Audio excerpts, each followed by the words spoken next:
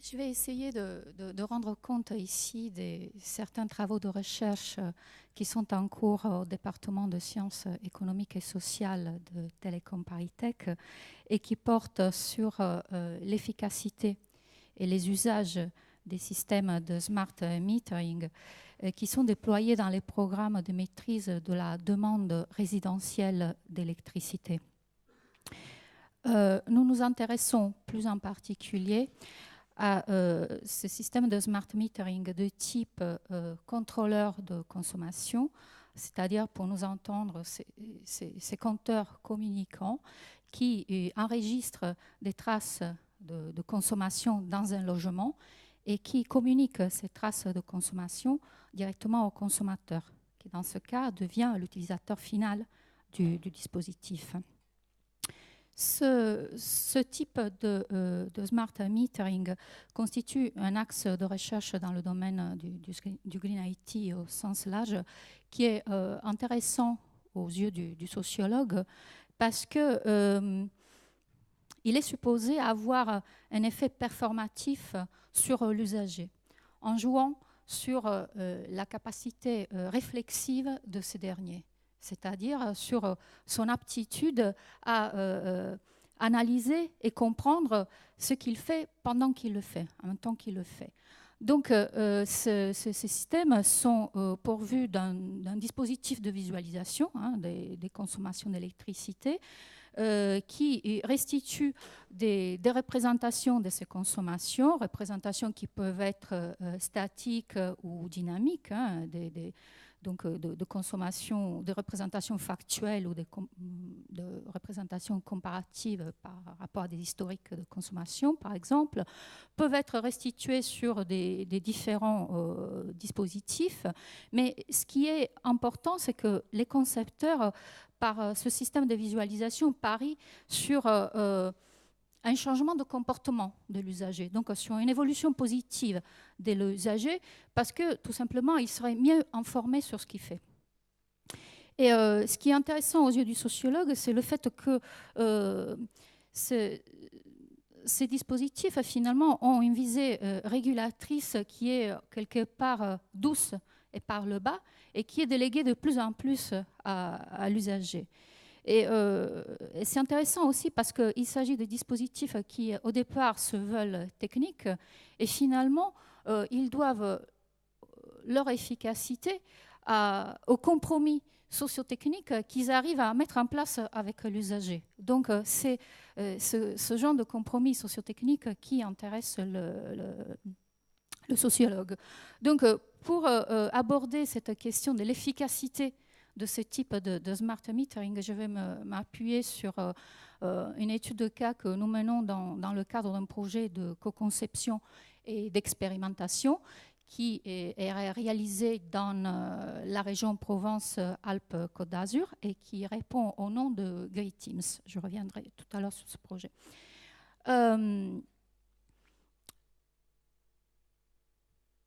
La question de l'efficacité du smart metering, de ce type de smart metering appliqué à la MDE domestique, fait l'objet de controverses.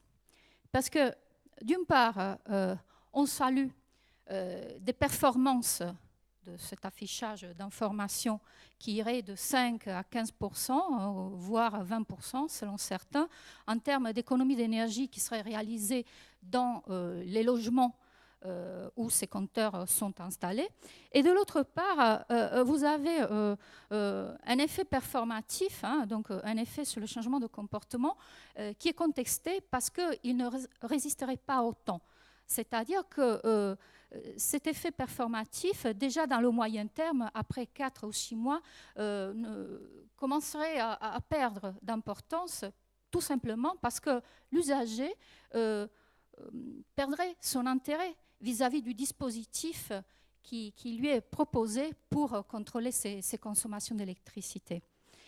Les raisons de cette perte d'intérêt de la part de l'usager vis-à-vis du dispositif sont diverses et variées. Je les ai listées là-dessus, mais il faut que j'aille vite.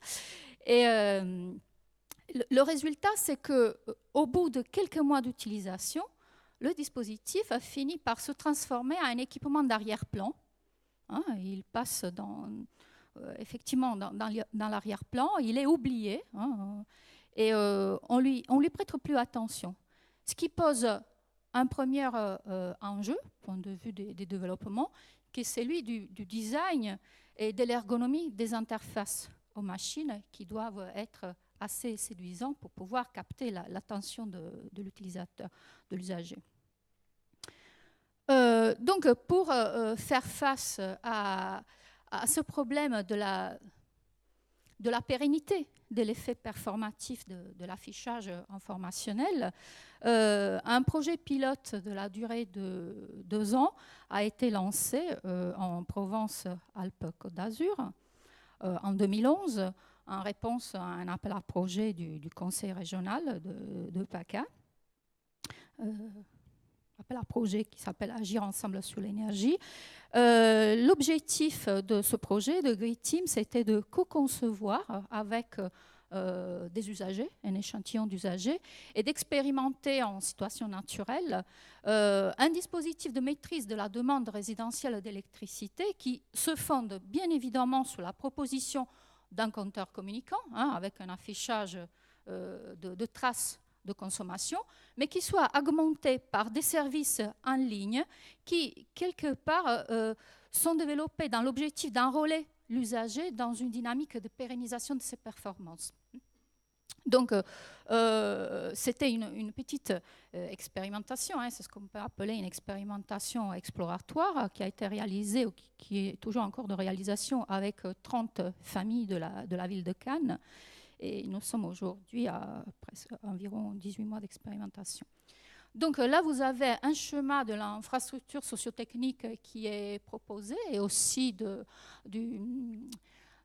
l'ensemble des partenaires qui réalisent ce projet. Vous pouvez voir qu'il s'agit d'un consortium qui est assez hétérogène et complet, parce que vous avez d'un côté une entreprise locale, 8, qui est chargée de concevoir le compteur communicant, de le développer, de le produire et de l'installer dans les logements.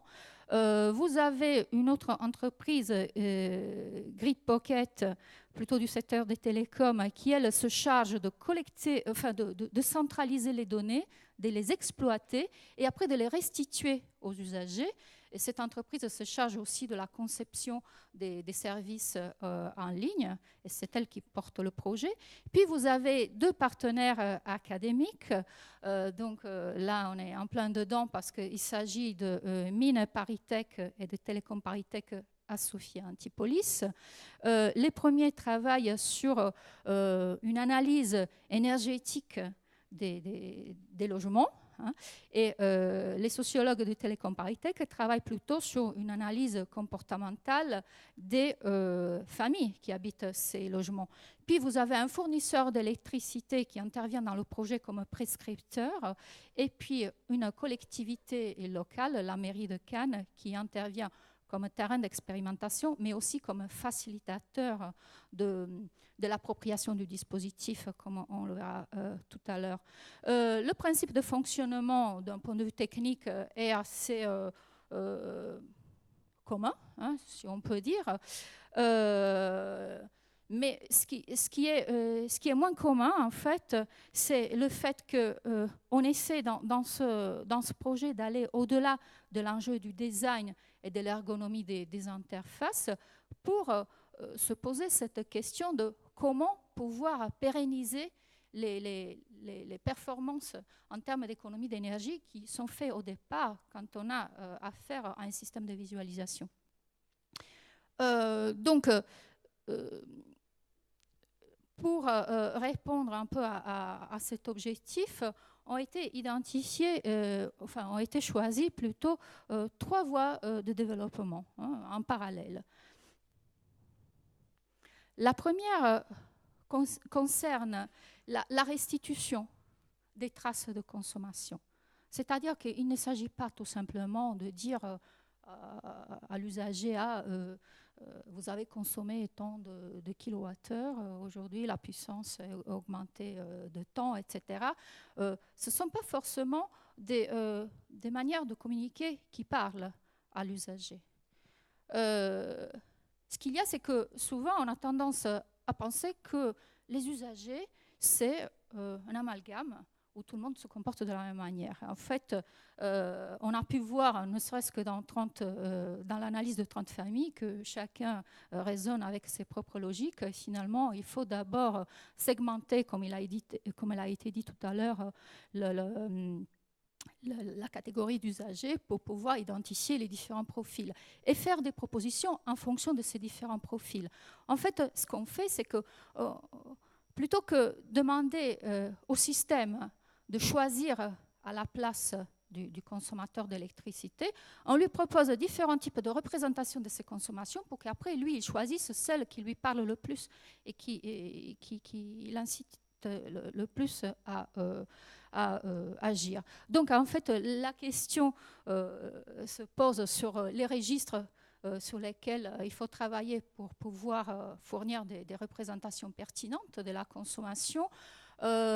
Bon, le plus simple, ça s'est déjà développé, de restituer une consommation en termes factuels, en termes de kilowattheures, de watts, en termes économiques aussi, en traduisant la consommation en coût, en équivalent euro.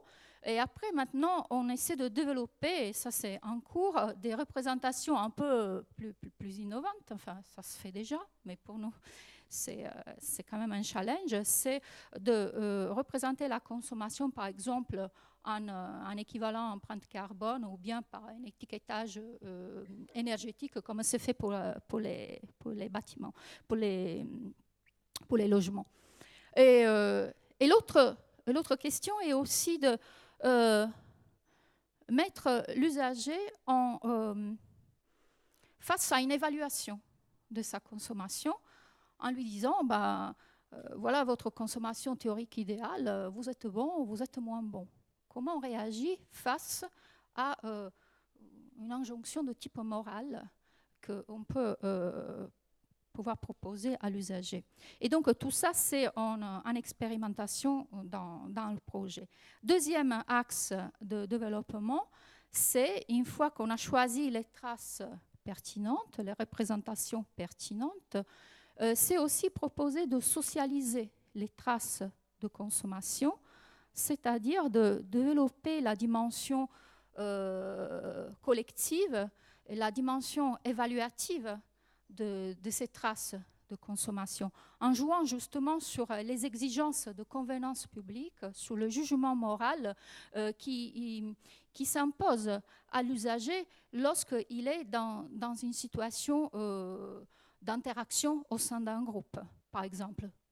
Plus simplement, il s'agit de permettre à l'usager de comparer ces traces de consommation à celles d'autrui, et aussi de rendre publiques ses propres traces de consommation au sein d'un groupe. La question se pose c'est quel est le groupe de référence pertinent, justement en fonction de cette segmentation dont je parlais tout à l'heure.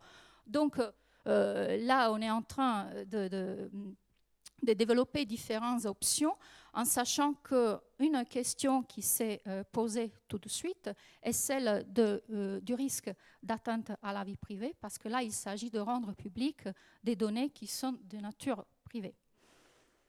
Et puis, enfin, le troisième axe de développement consiste à essayer d'enrôler l'usager dans cette maîtrise de sa demande d'électricité par une récompense de sa performance énergétique. En gros, ce qui a été réalisé, c'est qu'on s'est inspiré des méthodes de fidélisation qui sont proposées par les compagnies aériennes, donc le système de points qui sont attribués lorsque vous avez des performances, à une différence près, c'est que dans les systèmes de fidélisation qu'on a l'habitude de voir, ce sont des systèmes qui fidélisent à la consommation. Pour nous, il s'agit de fidéliser à la réduction des consommations. Donc, en fait, il s'agit de gratifier l'effort accompli en termes d'économie d'énergie par un système d'attribution des points qui après peuvent être échangés avec des formes de gratification, des cadeaux en gros, qui sont proposés par un des partenaires du projet, dans ce cas-là la ville de Cannes qui participe au projet. Et là aussi, les compromis sociotechniques sont particulièrement importants parce que d'une part, il s'agit de définir quel est l'effort qu'on va récompenser. Une économie d'énergie, mais par rapport à quoi cette économie d'énergie, par exemple? De combien doit être cette économie d'énergie pour pouvoir la récompenser? Autre question, c'est quel type de récompense? Quelle est la nature de la récompense? Est-ce qu'il faut qu'on choisisse une approche symbolique? On récompense de manière symbolique, vous avez sauvé 3 arbres, etc., etc. Ou bien on choisit l'approche transactionnelle avec des objets concrets. Donc finalement, ce sont des questions qui sont en cours d'expérimentation. Et j'ai fini là-dessus. Juste après 18 mois d'expérimentation, on constate une réduction de consommation d'énergie dans l'échantillon qui travaille avec nous de 10% en moyenne par rapport au début du projet. Maintenant, l'analyse des données est en cours pour voir si des relations peuvent être établies entre cette performance de moins 10% et les 3 services qui sont proposés dans le cadre du projet. Et on espère après de passer à une expérimentation à l'échelle un peu pour pouvoir tester ces propositions que pour l'instant restent de l'ordre d'hypothèse. Merci.